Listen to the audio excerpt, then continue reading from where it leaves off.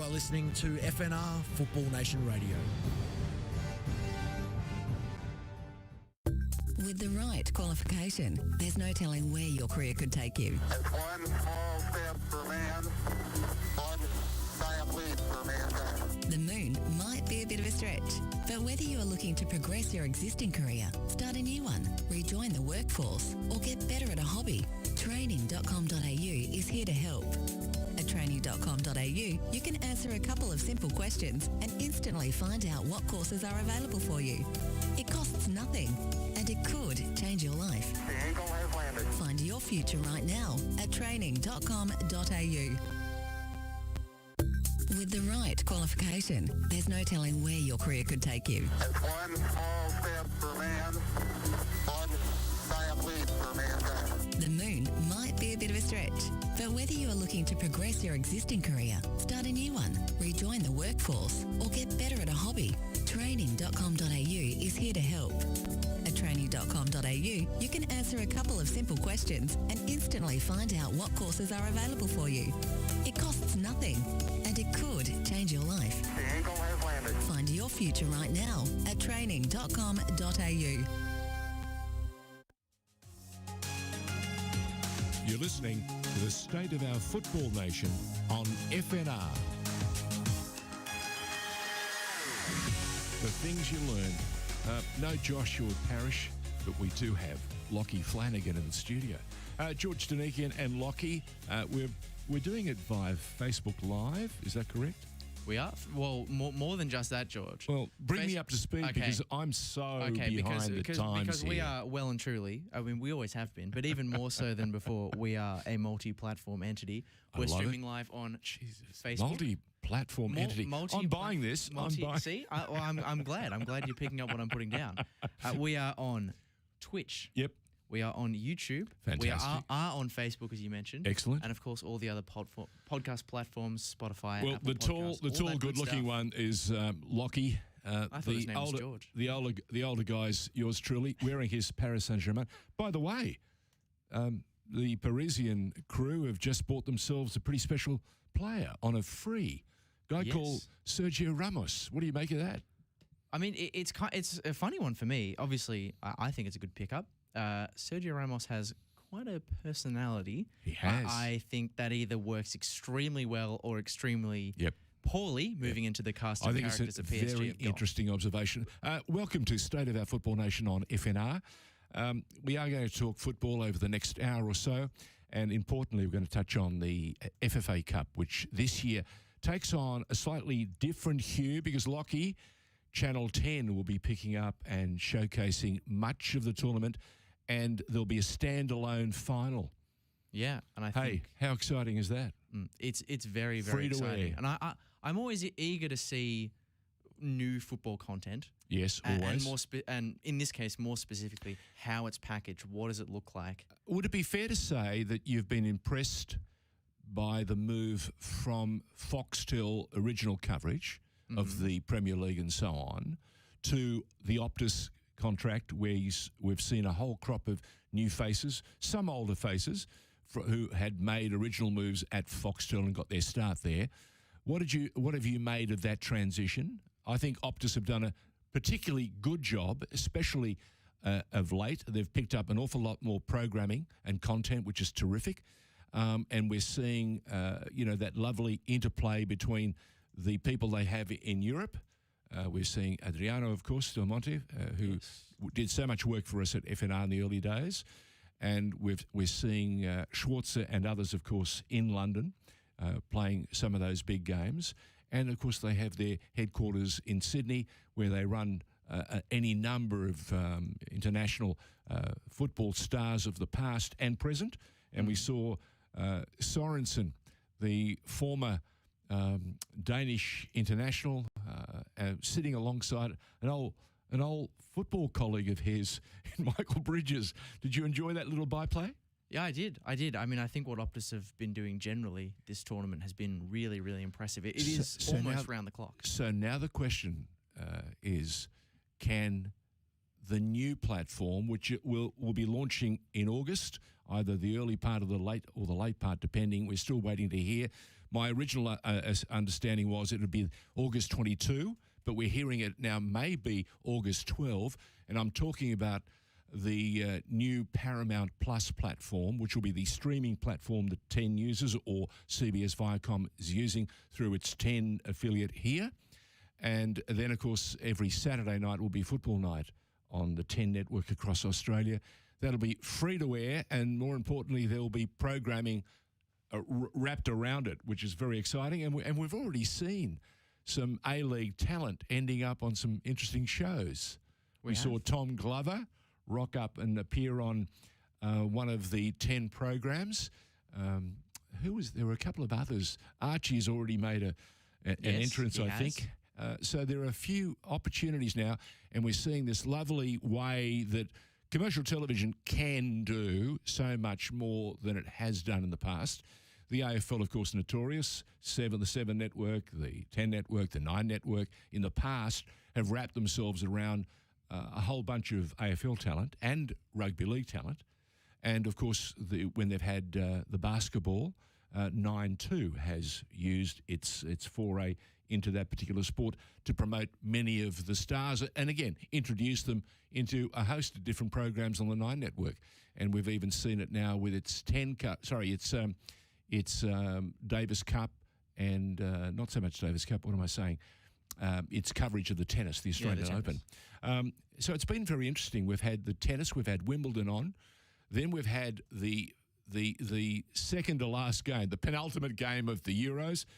Okay, let's go back and take a good stock of what you've made of this tournament.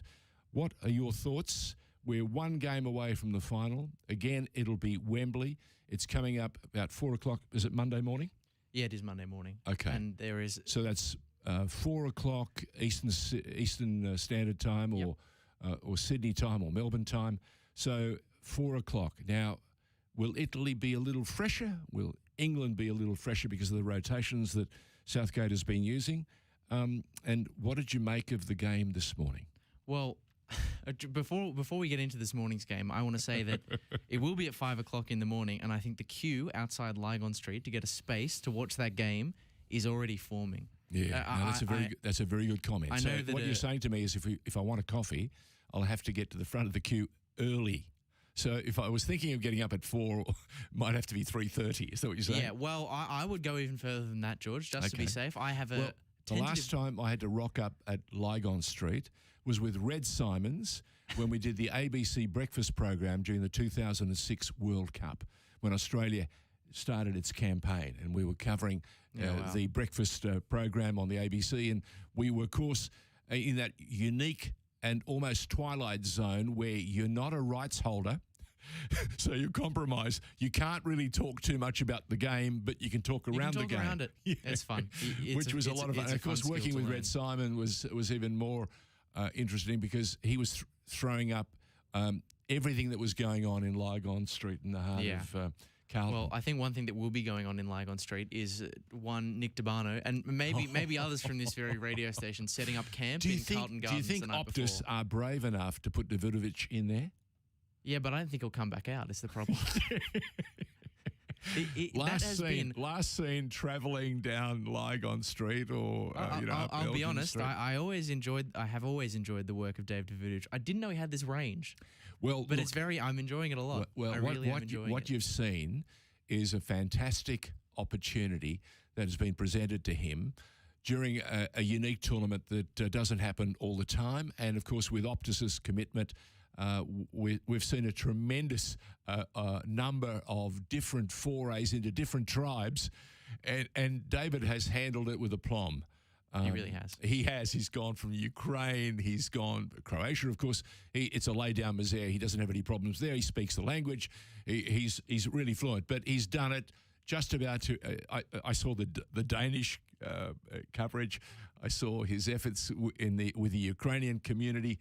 He hasn't missed a beat. He's been pretty good. He's been very good. He almost took me back to the early days of SBS when we had a young guy with jet black hair. His name was Andrew Pascalides. And Andrew, we'd let him out there. Les Murray and Johnny Warren would say to Andrew, go forth and multiply. Go find some fans out there. And he'd be in Brighton, Les Sands in Sydney. He'd be in Leichhardt in Sydney. The various communities, whether they were Greek, the Croatians, the Italians. And he was remarkable because he just like Davutovic does right now, he melds with the crowd and he fits in beautifully and allows them to have as much fun as he is having. Yeah, it's been, and of course, it always looks great on camera. It does. He's been a very pleasing sight in front of the camera, and I'm sure a lot of England fans would have been very pleased with what they saw this morning. Yes. What did you make of it? Well, my initial thoughts on the game is I'm still, in my mind, as I pin my colours to the mast, You're a Scottish supporter. Yeah. So you and Stevie Nicol think alike, do you? Yeah, probably. Right. Probably. But I saw that opening goal, and I'm still thinking, these are my thoughts on the game, still thinking about that opening goal from Mikael Damsgaard. The game ended after that point for me. That was it. No more. Do you know, that quite rightly, and I think you pointed out to me before we came on air, Lockie said to us on air, we were talking just before we got to air, and Lockie said, it's the only free kick that's been converted. Yeah, it's for the whole tournament. Single direct free kick. What was my response to you? Well, if that is the one, may as well. That is the good. That's a good the golden one. Huh? If it is the only, it is a good one to have. Free kick that's converted and with a magnificent goal, it's right up there with some of the great goals of the past. It really was. Technically, so superior to anything we've seen. Yeah. And did it not leave Jordan Pickford clutching at thin air? It did.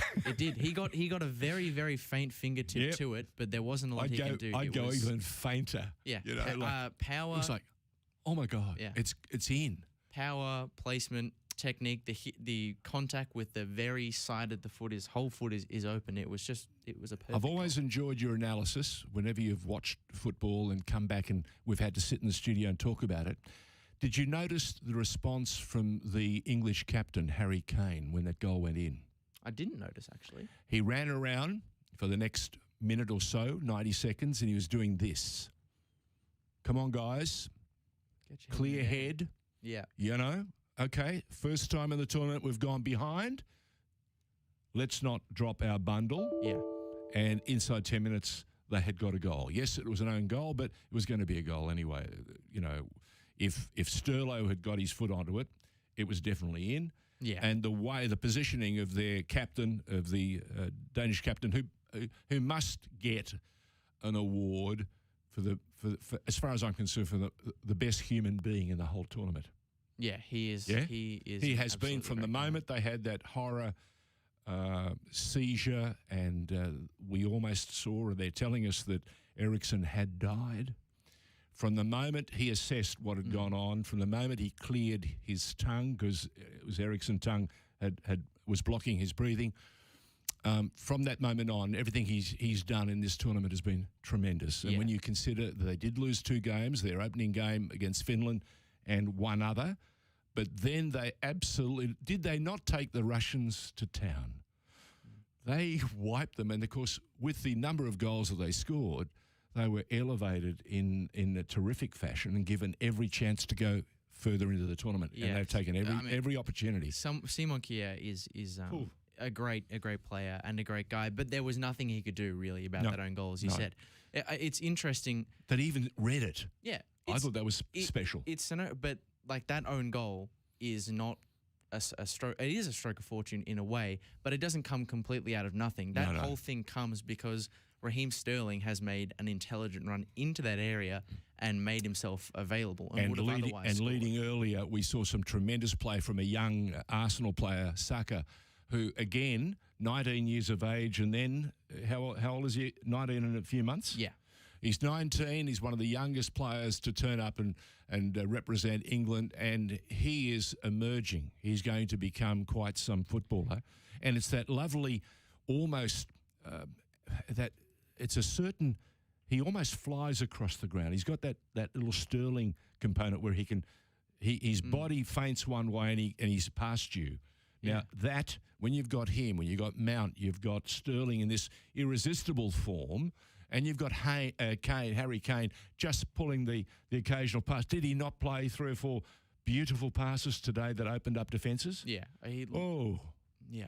And of course, it required a goalkeeper in the Danish goals to exceed all the expectations. He was quite simply brilliant and not guilty for any of the goals that were conceded. Well, and the penalty save, which leads to the rebound, is so unkind. If I want to be an old goalkeeper and cruel to him, he should have parried the ball or caught it. But hey, of course he should have. But that's really the only mark against him in his copybook. Brilliant. And again, he and Kier have been magnificent all tournament, and a very good reason why the Danish made it all the way to the penultimate game of the Euros tournament. All up, what have you made of the refereeing? Up until yesterday's penalty decision, which I'm sure we'll talk about shortly, pretty good. I think it's been pretty reasonable. I don't think one thing that a lot of people have made note of, and maybe last night's decision is the first time it's fallen foul of this, but VAR has been pretty lenient and stripped back in its usage, and I think people have preferred that it hasn't intervened nearly as often as you've seen elsewhere, particularly in England. Do you think it might be because of the English usage throughout the year, where they've had this edict, clear and obvious error? It's like that little refrain we keep hearing all year, and the pundits go to it. Oh, why did the video assistant referee not come up, not put their hand up and say, go to the sideline and watch? Because was it a clear and obvious error? I'm just wondering if that statement or that distinction now needs to be wiped. We all know how VAR works. Let the VAR assistants do their job properly. Well, I want it to be more black and white rather than so much grey. I think it. Don't we all, George? Don't we all? Thank you. I think I agree with you, because last night really shows that distinction is stopping those sorts of calls from not being given. Sure, let's not forget, England, they had a penalty shout for Harry Kane earlier in the game that wasn't awarded. Yep. They were. I don't think anyone's disputing they. What did you make of that? Was that a penalty in your opinion? My assertion would be that it is more worthy of a penalty than the incident in which one was given. There you would go. be the simplest way of saying things. Okay. But you can factor all those things in all you like, but if England, they were the better side on the night, I'm willing to give them that. Possession, but if they don't get that penalty, which is very, very minimal in my opinion, I had to, even before we went live, I had to watch it. We would have had to go to penalties in an attempt to find the contact. We would have had to go to penalties. Denmark would still have been in with a chance. We would have gone to penalties. We would have gone to penalties. Did you hear Jesper Olsen in that special that we did on FNR, where he absolutely picked both results, or just about picked both results? He said the games would end in regulation time as draws. Then they'd play extra time, and then they'd go to penalties. Well, Italy did the right thing and went all the way and won it on penalties. And he said Denmark would be the winners today, and the only difference was he was never going to say anything else, though, was he? He got awfully Fellow close. Countryman. Yes, that's very fair. It'd be like me going against Scotland. I couldn't do that. You wouldn't you? No, I would never. If you saw a contest where you were overwhelmingly going to be up against it, would you not be strong enough in your analysis to say, I don't think we have what it takes to get over the line? No, I would. If it was France, yes. If it was England, I was going. That is a 0-all draw game since before the tournament. But enough of them. They're gone now. Can we just go back for a moment and hit the pause button, because you just opened up another can of worms. The only game in the whole tournament where England really looked a little bit bereft of ideas was the game against Scotland. So what did you put that down to? Let's have a long think about that. This is State of Our Football Nation on FNR. Joshua Parrish normally is here running the gun and holding me, as they say, against it. But it's Lockie Flanagan standing in, because where's Joshua gone? Josh is in Canberra. So he's evaded all the police pursuit and he's got to Canberra, has he? I think the police tried to chase after him, but the tyres were frozen. It's been yeah. very, very cold in Canberra recent Wow. days. Yeah, Josh yeah. has been sending daily updates of, it's -3 this morning when I woke up. Well, when we were interviewing Jesper Olsen, I could hear Josh's teeth chattering in the background. I can still almost hear it from here, to be fair. But I thought that was most interesting. The tension, we've said this before, tension is the great killer. It can stop you from dancing with rhythm. It can stop you from swimming with that real style. And it can slow you down in a run if you're filled with tension. And in football, it also hurts you. And I thought England, the one thing that they had in their mind, do not lose to Scotland. And that tension made them freeze. It was like they've overthought it 50 times over. Yeah, whereas Scotland were free to go for it. Yeah, and I think the good thing is for England that since that game, that tension has maybe gone away a little bit. There is a real... They've been haunted, 55 years, folks. And for the last 2 tournaments, we've seen in tournament football where there's not a lot of time to show your quality to get results. It's a very black and white thing. Momentum, intangibles count for double. That's a very good point. And the buzz that is around this side. I saw a video this morning of, I think it might have been Trafalgar Square, perhaps. Okay. And there's this double-decker bus that is trying to make a turn. And there are England fans on top of the bus. Yep. I don't know how they're on top of the bus. It was never going to move because on the ground floor is, this entire building packed like sardines with people with 3 lines on their shirt. And this is during a pandemic, huh? Too. And this is during a pandemic. Well, vaccines, George. By the way, we something we need to add to this. Mm-hmm. England's result overnight or early this morning against Denmark is extraordinary in that it's the first time in 55 years that they've made a final, and it happens to be a final at Wembley. The last one was 1966, the World Cup. I was old enough and saw it, and saw the entire tournament, and remember, I've got to point it out to you, it was black and white television. We didn't have colour. Yeah, wow. Didn't have colour in Australia till 75, and this was 1966. So I remember the contest, I remember the games, I can remember the controversy at the time, the Russian referee awarding, making a decision that to this day is still being challenged. But I was old enough to be in Rome for the 1990 World Cup, and I saw what happened there. And I remember watching on air 1996 when England again fell in a semi-final. So those hurdles have haunted England for a lifetime. And you're right, some of the tension is just starting to help Southgate and his men, his merry men of footballers. He's got quite a squad. And you touched on earlier that England have a terrific crop of individuals. Just how good a team are they, and how will they turn up and take on the Italians on Monday? Because I think the Italians have already shown 33 games undefeated that they're a very special team.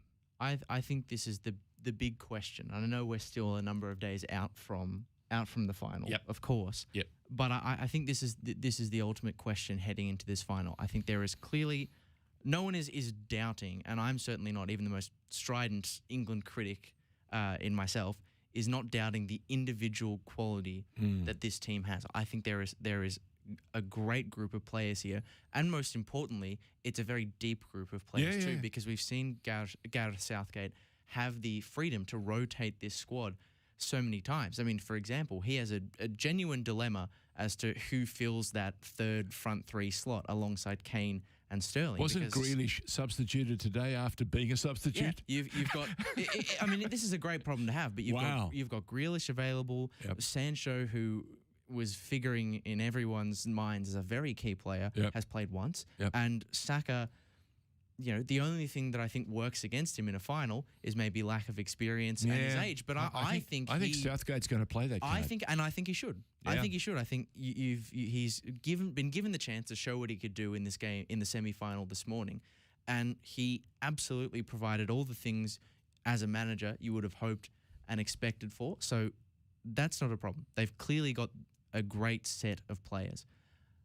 The thing that still doesn't convince me about Southgate is getting this team to function together in a collective. It looks great against teams where you have the individual quality to best the teams around you. Most times, let's be honest, England have played teams on paper that they are better than. Yeah. The only exception is I thought Germany were, potentially Germany could have been the comparable, big. but I think they're also pretty dysfunctional tactically, and German football is going through a real phase of transition with the changing of the guard for Jogi Löw. And we also saw 2 chances that the Germans would not normally miss. That is true. Thomas Muller is probably still lying awake at night thinking about those. And young Werner could have, again, put them away. But I've been watching football for so long now. Whenever you'd see a German breakaway, whether it was Klinsmann, whether it was Uwe Seeler, all of them, whenever they got in front of the goal, you almost were waiting for the net to bulge. 100%. It didn't happen in this tournament. But that's the kind of sides that England have come up against in this tournament so far. Teams that they've either been better on paper than, or Germany, who comparable but not necessarily the best time side. Is coming. And but Italy is in a new era. This is the point that I'm Mancini's making. Italy. And someone said to me, before he took over the team, he had a long think. He took some time away from the game. He went and spoke to a bundle of people in South America. He had a look at some of the way they play there. And he came back and he said, look, I'm going to play this way. And they gave him a 5-year contract. And, the Italians are quite shrewd. This really, if they win, this is almost a free kick. Yeah, because this team was put together to win the World Cup next year. And they still certainly in those calculations. They're looking stronger. Let's not forget Lou Snicker, if he's listening right now, is probably smiling, the biggest smile you've seen on Lou for months. This is the thing, is that ear to ear. This is a challenge for England that they have not faced yet. This is a team that not only have comparable quality to them in a 1-to-1 perspective, player for player, but this is a team with a real collective sense of identity, a very distinguished tactical system that has worked consistently over the course of this tournament. They reverted on that against Spain, perhaps intentionally. Okay, it worked. I'll tell you something. I thought Spain, had they been more clinical, could easily have won that game.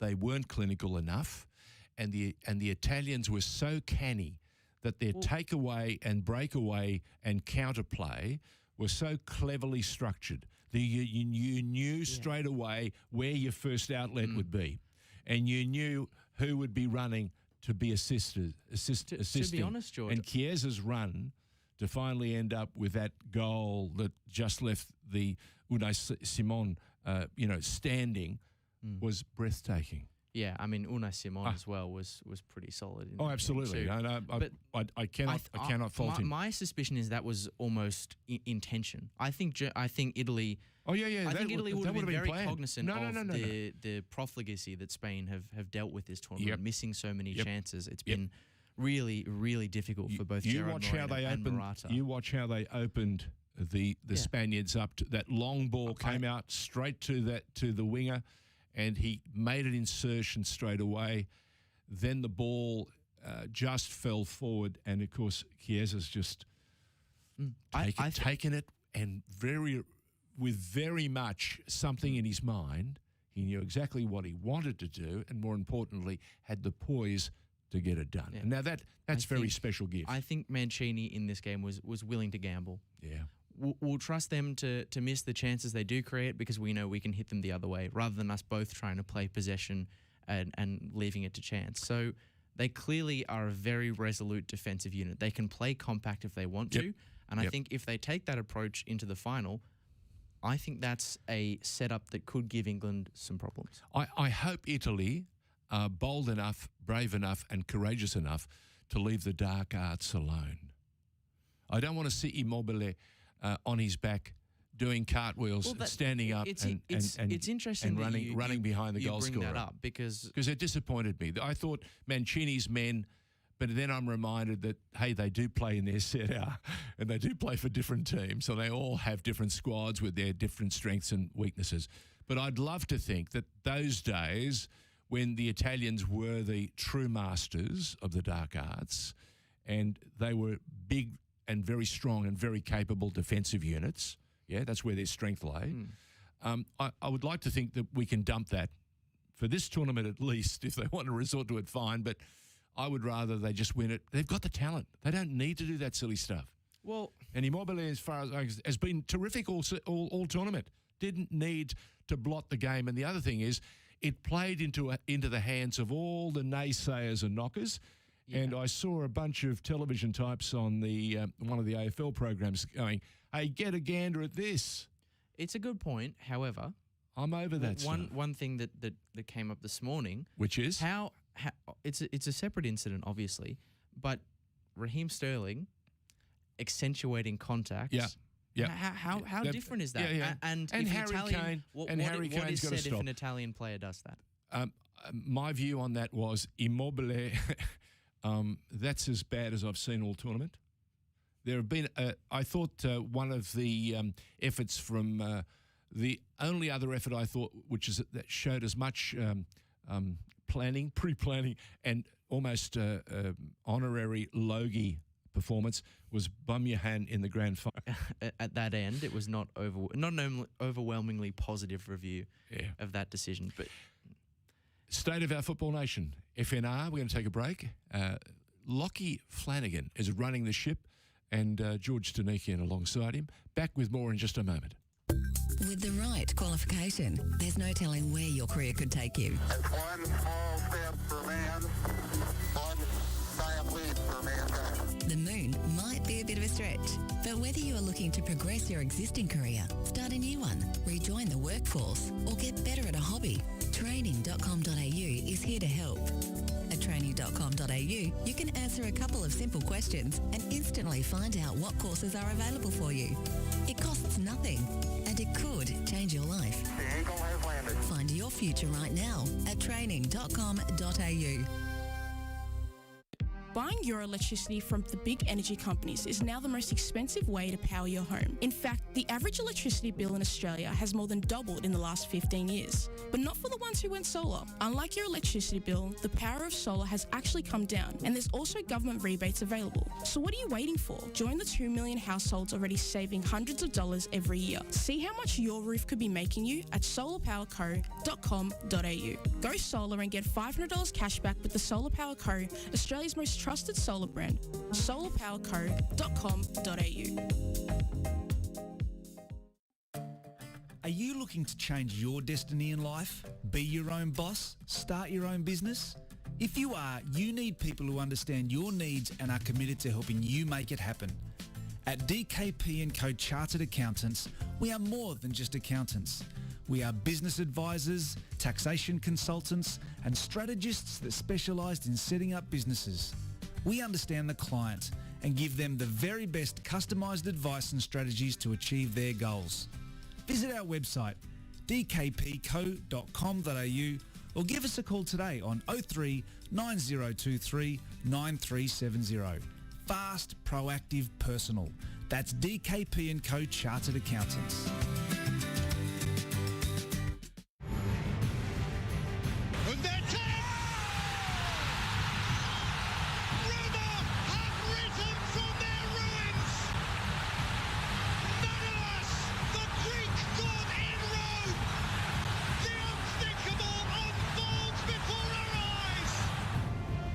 You are listening to FNR Football Nation Radio. Buying your electricity from the big energy companies is now the most expensive way to power your home. In fact, the average electricity bill in Australia has more than doubled in the last 15 years. But not for the ones who went solar. Unlike your electricity bill, the power of solar has actually come down, and there's also government rebates available. So what are you waiting for? Join the 2 million households already saving hundreds of dollars every year. See how much your roof could be making you at solarpowerco.com.au. Go solar and get $500 cash back with the Solar Power Co., Australia's most trusted solar brand. solarpowerco.com.au. You're listening to the State of Our Football Nation on FNR. George Danekian along with Lockie Flanagan. We've been talking about the Euros. We've touched on some other topics. The FFA Cup, one of the biggest tournaments in Australia, launched a number of years ago now as a bit of a, I suppose, a sap to or a sop to all the lower tier clubs. We'd been hankering and wanting a knockout cup or trophy or tournament to not only appease but to give clubs a chance to get involved and to roll up their sleeves and say, you know what, we want to show you just how good we can be. And the magic of the Cup has certainly reinvigorated the game on a number of different levels. We've seen some terrific contests. We've seen some true magic. And we've seen some marvellous performances. And we've reached the final 32 of the Cup. And this is the time of the season when new television broadcasters get excited because they want to find out a little bit more about each and every club. I think everyone's getting excited. Everyone's getting excited. You're right. There's a new deal in place, so no more Foxtel. It'll be a combination of 10 and its new streaming platform, which will be Paramount Plus. Mm-hmm. So get ready to see some more football in a very different way, and a whole bunch of content wrapped up around it. And to all those people wondering, do you think 10 is taking this seriously? Yes, they are, because they've managed to take a big stake in the game. So they've got skin in the game, which means their flagship sport. This will be their flagship sport, and they're going to wrap themselves around it. So promising stuff going on. 4 zones. We talk about the East Zone, the North Zone, the South Zone, and the West Zone. And we have a little highlight package you're going to play for me that brings back just a glimpse of some of the excitement that we've already seen in the FFA Cup thus far. We do, but I have 3 goals. 3 goals. Which one do you want to hear first? We have. I won't say anything about them. We have. We have one of the better goals that I've seen in recent weeks. Yep. We have an extra time winner, and we have a penalty save. Let's go to the penalty save. Seeing it, we got a penalty save this morning, but it fell the wrong way. So let's go to like that. the thinking. Williams, excellent game tonight. But it all boils down to this penalty kick for Oakley. Saved! South Melbourne are going to the national stage of the FFA Cup. Pierce Clark is the hero, and South Melbourne will grace the national stage once again.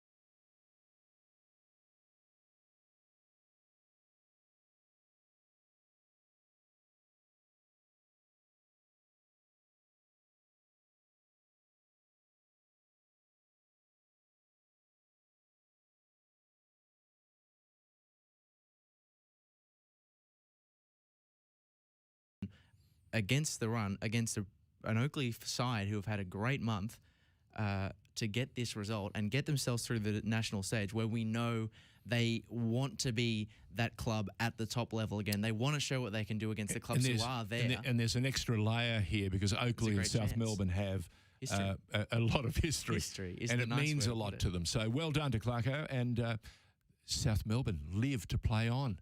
Who they play next, we'll find out, won't we? Around about 7. Would you like me to rattle off? We will find out at 7:30. It'll be live streamed on the FFA Cup Facebook and YouTube pages. Yep, YouTube and Facebook Live from 7:30 if you want to follow what's going on.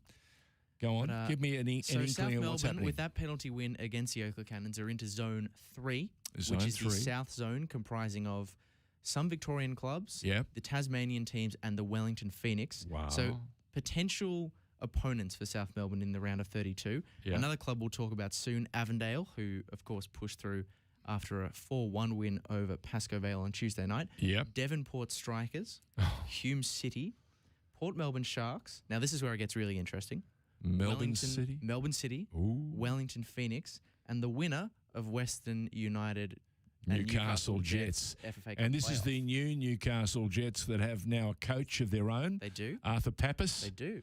And a whole bunch of new players that Arthur has been, sorting and They have assembling been and putting assembling, together. I mean, the And new he's- coaching team as well. And he was part of the team that helped a young guy, you may have heard of him, called Ange Postecoglou, perform brilliantly in the J League. So Arthur, again, tremendous opportunity for him to make his presence felt in the A League before the A League season starts. Yeah. So there's a lot of stuff here bundled up in a football game. Yeah, bragging It's- points and swagger and the whole box and dice. It's an interesting one for South Melbourne as well, because with teams that have that ambition of being at that level, I mean, Avondale is one you can throw into this as well. It's a difficult question now. Do you want to progress as deep into the tournament as you possibly can, or do you want the chance to come up against an A-League side straight off the bat? Because I think South Melbourne would look at a game like a Western United or a Newcastle Jets, maybe even a Wellington Phoenix, and in front of a home crowd at Lakeside Stadium, they would think we are potentially, as difficult as it's been recently, we are in with a chance here. I think that's They would think that. I think that's a very fair assessment because that's how South Melbourne think. They think every time they're on the paddock, they're a 50-50 chance. And at home, with their, fans who can be tremendous, and they've proven it in the past and they'll prove it again, going forward. They have the capacity, they have the energy to lift them over the line in a very tight contest. And again, we're reminded that some of the A-League clubs have only just finished or have finished over the last month, and they're probably winding down. They're not really winding up, are they? Yeah. So yes, you'd want to hit them right now. You'd want to, And especially if you have confidence in your squad and there are no big injuries. City is obviously the opponent against they'd be less favoured, but man, that would be a fantastic spectacle. I mean, to have for Paramount Plus as a broadcaster to have a game that would be so well attended. Let's not argue now. Straight off the bat. There is absolutely from now on for Paramount Plus. What a way to introduce yourself to the Australian public. It's For 10, what a tremendous way to show really is. not only your DNA, but how much you believe in it, because they'll throw resources and so on. Absolutely. So, yeah, look, hey, it promises to be everything. So from 7:30 tonight, check out YouTube or Facebook Live, because we'll have the teams announced, the draw done, and who's going to be in the draw? Who's going to be doing the draw? I believe the honours are being given to Michael Zapponi, Scott Miller, Langwarren head coach, former Newcastle Jets man. I had to get the Langwarren reference in there, sorry, and Anna Harrington as well. Oh, yeah. So a big crew for that a big draw. crew. Yeah. The other two teams from Victoria that qualified into this group, with games this weekend, were Hume City, Yes. who beat the story of the cup so far, Mooralbark. State League 2, Mooralbark 3-0. And get this, George. That's some effort. I don't know if you know this, but the game had significant delays. You will not believe the reason why. Go on. The power went off at the facility on Wednesday night. So the lights at halftime just went off out in Mooralbark. And, of course, as we know, these modern lights take an eternity to light up and function to full capacity, especially if you want them to be around the 500 lux. They take a good 15 minutes. So how much was the game delayed? Significantly, because the halftime break would have been, I think, about double as they did, as you said, wait for the lights to fully come up. The other side, also qualifying. We mentioned them before. Is Avondale. They beat Pascoe Vale. MPL 2. This is Pascoe Vale. the extra time winner. No, this isn't the extra time winner. We'll finish with actually. No, let's go to the extra time winner We'll first. go straight to the extra time winner, because I've just remembered Port Melbourne are also in this zone. Correct. So we'll go straight to the extra time winner at JL Murphy Reserve. Port Melbourne Sharks Cessnick twisting and turning and shooting and scoring! Valentin Cessnick puts the Sharks ahead 2-1 in extra time of the FFA Cup. Look at them get around him. 2-1 in extra.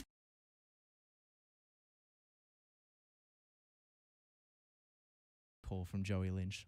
Joey does enjoy his football, and as he put it so beautifully this morning, his father would be very, very happy with some of the scenes. And I can tell you that Joey himself is very, very pleased with the particular scenes. But hey, there's a bit that you've reminded me of some outstanding news. Is it true that a former Melbourne City W League star, the captain of New Zealand, has been picked up to play in the NPL? It is. That is 100% Are we accurate. talking Rebecca Stott? We are talking Rebecca Stott. Who's had to cope with this fight against lymphoma? Yeah, it's everyone is so... Is it official? It is official. She won't play this week. Right. There's still some medical things to be sorted out.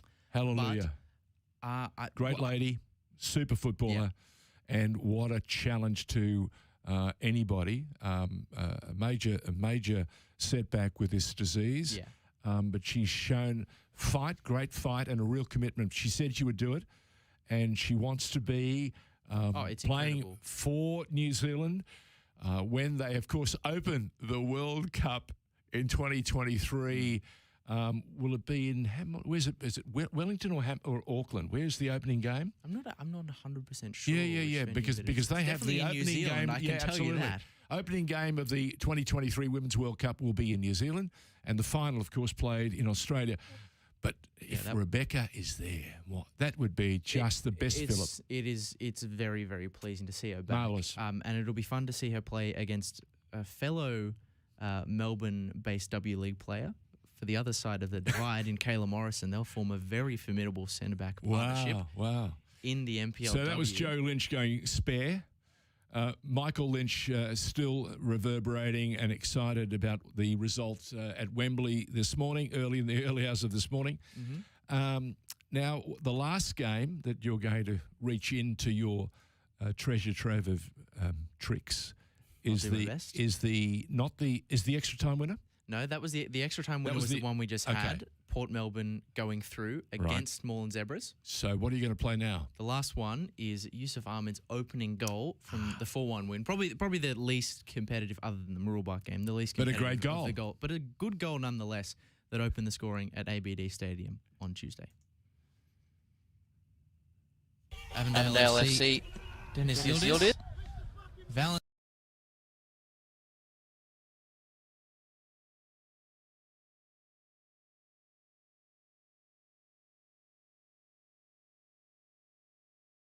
Shame about the commentary. I was going to say, my ears playing games, it sounded like Lockie Flanagan. I was going to say it's a shame about the commentary, but the goal was very good. The goal was very, very well taken. The referee did let the play run on. He gave advantage. Valentino. How far can they go? Or it's a big question, George, because as I said before, Avondale are the other team with South Melbourne in this bracket where they've got a difficult question. Do they want the deep run, or do they want an A-League team straight off the bat? I'd have a sneaking suspicion that, knowing the makeup of that club, they'd want the long run. Well, they want to be part of the FFA Cup This is journey. the interesting thing, George, is that we spoke before that game, before the result was confirmed on Tuesday night, to the Avondale president, Josie de Blasi. And what did he say? She said. Oh, what did she say? That she said that this club, we asked her generally about the cup. Avondale FC. We really want to bring some silverware home at this club. So that is where their heads are at. Okay, yeah. Obviously, they're flying in the NPL2, in the NPL1, sorry. So they'd like very much to be in the competition as long as possible. Yeah. They'd like to do what the Bentley Greens did when they had that fantastic run and ended up in the semis, was it? Playing at Bentley Greens against Perth Glory. Perth Glory, and that was and terrific. It was tight. Yep. It was tight. Yeah, it was very tight. I think Avondale will absolutely... In the first 20 minutes, Bentley Greens had two chances. One half chance, but there was another one from a corner that had that contact been a little bit stronger, it was in the back of the net. Yeah, and it's strange to think that Bentley, who are the perennial sort of overachievers in this competition, that they've beat A-League opposition in subsequent years to that famous run. They had a win over Wellington a few years back. Yes, they did. Won't be are not in the competition. They were knocked out in the previous round, but I think I genuinely believe that Avondale could be that team. Not only they're a different kettle of fish to South Melbourne. South bring more of an intangible quality in the fact that people will turn up in numbers to go and see them. Maybe their league form, their football, not necessarily as competitive against A-League sides, but Avondale play a really good brand of football that I think could threaten some of those lower A-League opponents. Bentley Greens have the best kitchen in the entire NPL. Oh, that's a It's a big call, opinion. I know. There are some great it's kitchens controversial, in Victoria. but I'm prepared to take some of our FNR crew and do a bit of a safari. Go around to a number of the grounds, and I reckon we should rate it. Every ground, give them a 1 out of 10, right? 1 to 10. I'm on board. If it means I get to eat. I think we should try and do it before the new A-League season starts. And if you think that your club deserves a better rating, why don't you reach out to us, 99449999, or reach out on Twitter at FNR_radio and tell us what you think. I'm thinking that Bentley Greens have the best kitchen or canteen in the NPL. I can hear the Knights almost in the background. I think, and maybe Preston saying some things to me at the moment. Preston would have a legitimate argument for me. But I'm thinking, not if they put their best foot forward. I'm thinking Bentley Greens, easy. Well, George, my question to you is another team who sadly won't feature. Get out, they're coming right up. They won't feature in this stage of the competition. Which is? Have you ever been to Frank Holohan's soccer complex in Dandenong, the home of Dandenong City? $12 pork belly roll. I'm going to be honest with you, George. One of the best things I've ever eaten. Is that right? I'm not talking best canteen food. I'm talking best food, period. Wow. That's a huge call. Lockie Flanagan, as he tends to do, is put himself right out there. We're going to have to do it. We're going to have to test it now. George, if it means I get free food on every weekend, I am on board. Sign me up. All right, let's see if we can impose ourselves and create a competition to find the best canteen in the NPL proper, because as we know, the A-League clubs don't have their grounds. Most of their grounds are played at grounds like either GMHBA or AMI or MCG or wherever. I think we have to go NPL level, and I'm staking a little stake, and I've put it right next to the canteen at Bentley Greens. I reckon they've got it wrapped up. I think there are a few in Queensland. Stay with us. It'll be part of our competition for the rest of the State of Our Football Nation season on FNR. Lockie, thank you for helping us. Join us next week when we're listening. Do this again. The State of Our Football Nation on FNR.